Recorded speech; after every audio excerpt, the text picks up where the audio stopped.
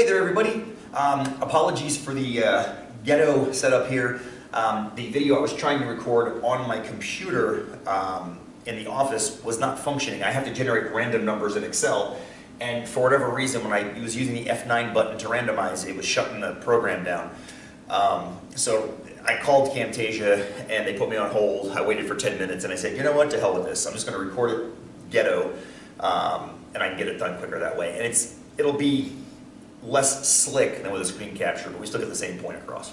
So anyway, when you open the spreadsheet up, you see this. And there's a few things I want you to notice about what you're looking at. On this first tab is the first 10 digits of pi. So you got 3.141592653.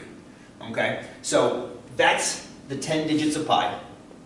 The next column are 10 random digits. Now, let me, like I said, ghetto. I want to click in that cell so you can see what I'm talking about. So if you actually look at the formula I used right here, it's ran between 0, 9, which is generating a random number using Excel's randomizer between 0 and 9.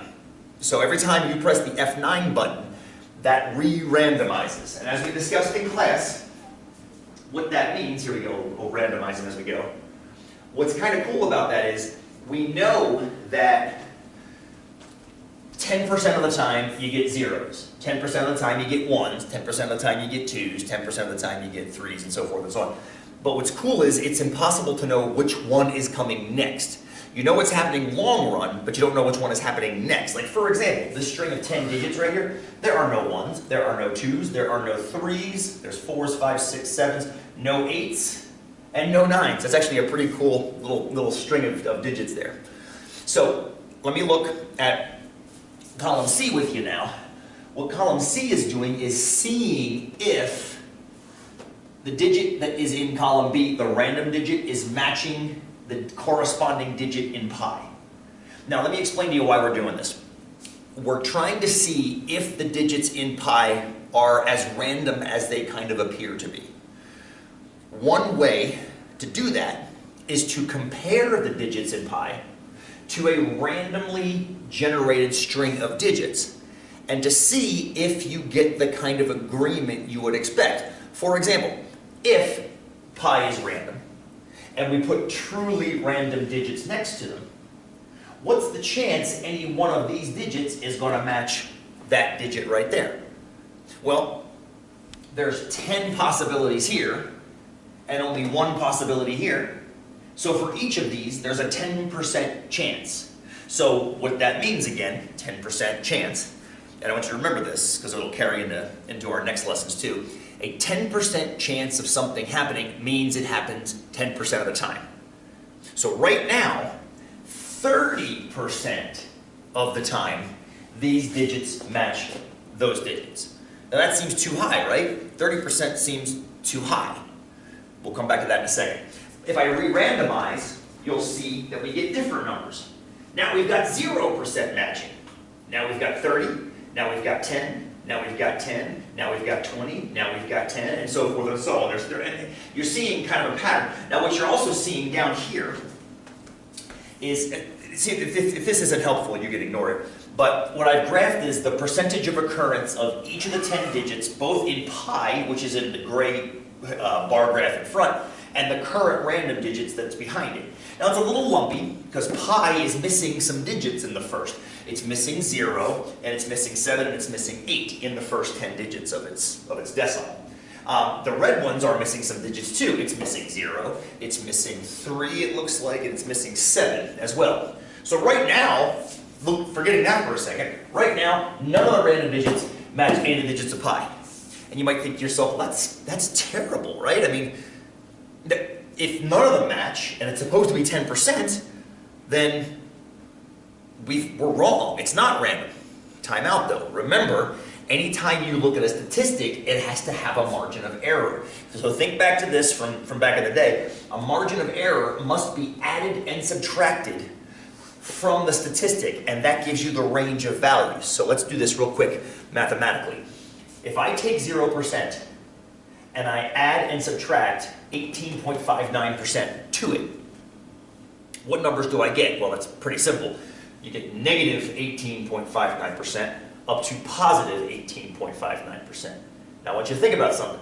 Is the number 10% between negative 18.59 and positive 18.59? It is, because it runs from negative 18 to positive 18, 10% is in there. Since 10% is in there, that means there's reason to believe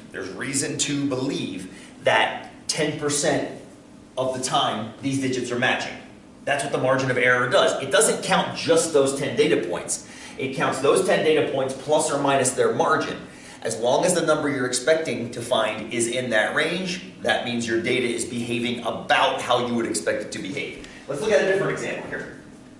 Let's F9 it again. This time I got 10%. Well, you know 10%'s going to be in between 10% plus or minus that, because it's right in the middle of that. Let's look at another one. Now we got 20%. Is 10% in between 20% plus or minus that? It is, because 20% minus that is about 1%, and 20% plus that is almost 40%. 10%'s in there. So you see, now sometimes it's not in there.